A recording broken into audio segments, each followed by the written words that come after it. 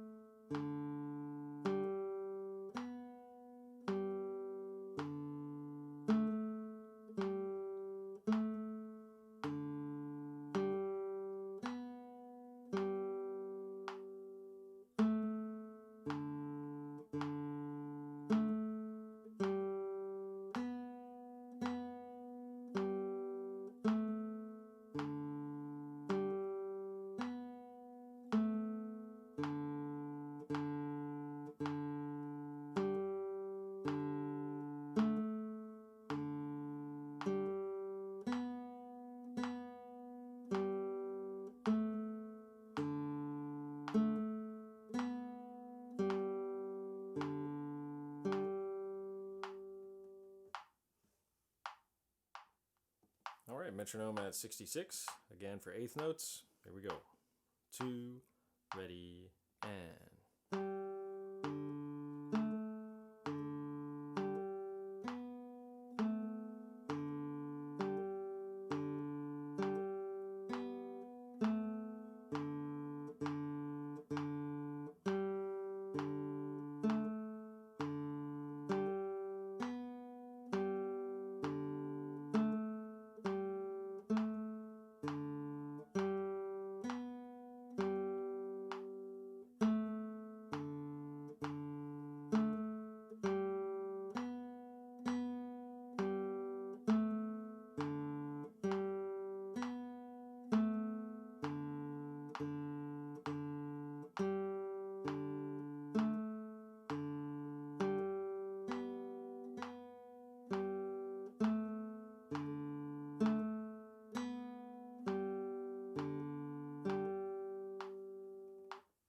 Alright, we hopped it up to 84.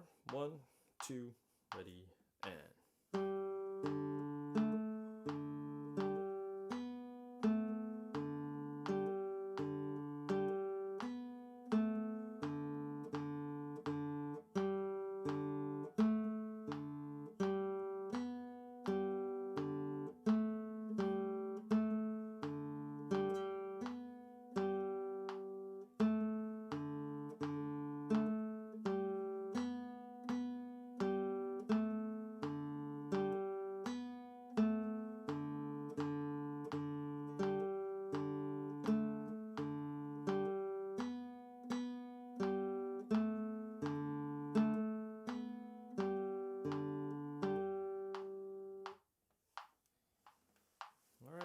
100 for the 8th note.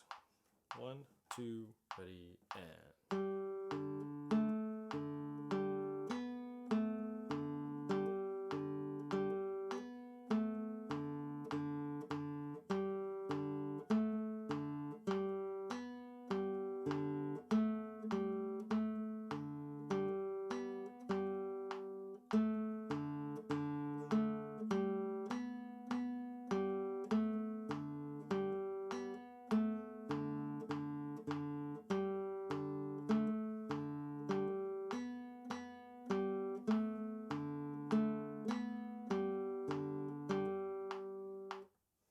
So now we're going to bump it back down, so the beat's going to be slower at 60, but this is the original tempo for quarter notes. So we'll be playing faster, but at a slower metronome. 2, 1, 2.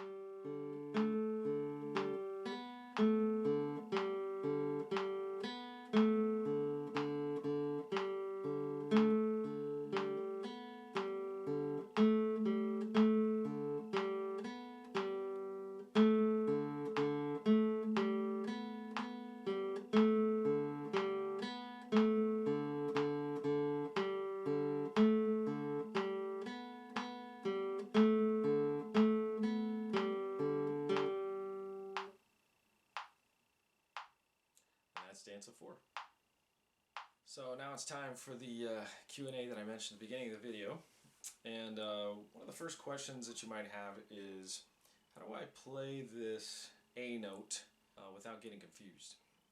So sometimes it's a question of getting the thumb on the string and then getting the left hand middle finger on the string. We call this our second finger in the left hand, so that we're both on the right string, the correct string. So you'll play the G and then play the A with the second finger. So one thing you can do to practice that is just simply play those two notes over and over again.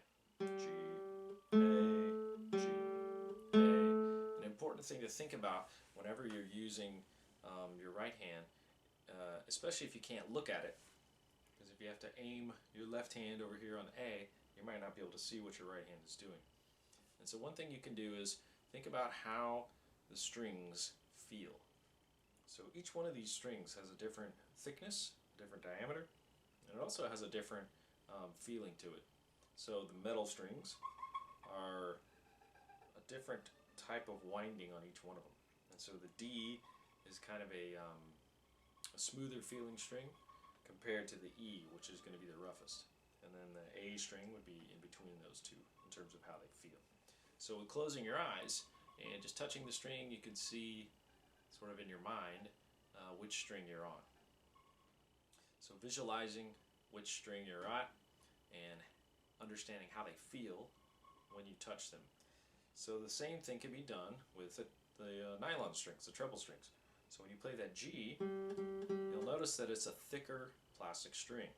And in terms of smoothness, they're all about the same smoothness, but you can feel the diameter between the different ones.